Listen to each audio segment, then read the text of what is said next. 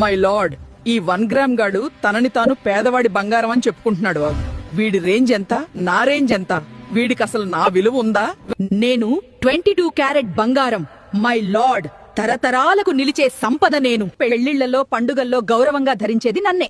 నన్ను కొనడం అంటే ఇన్వెస్ట్మెంట్ సెక్యూరిటీ స్టేటస్. వీడేమో కొన్ని రోజులు మెరుస్తాడు, తర్వాత రంగు మారిపోతాడు. నా విలువ మార్కెట్లో రోజూ పెరుగుతుంది. వీడితో నన్ను పోల్చడమా? ఇది నాపై జరిగిన అన్యాయం, my lord. Order order. Real gold, నువ్వు చాలా ఎక్కువ బరువుగా మాట్లాడుతున్నావు.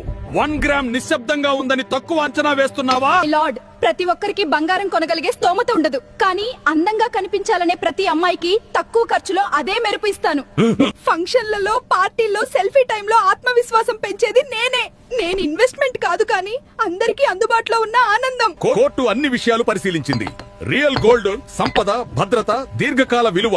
1 గ్రామ్ గోల్డ్, అందుబాటు ధర, స్టైల్. కాబట్టి ఈ కోర్టు తేల్చి చెబుతోంది, రియల్ గోల్డ్ అహంకారంతో 1 గ్రామ్ గోల్డ్ పై తప్పుడు ఆరోపణలు చేసింది. ప్రజలు అవసరాన్ని బట్టి ఎంపిక చేసుకోవాలి. కేసు కొట్టివేయబడింది.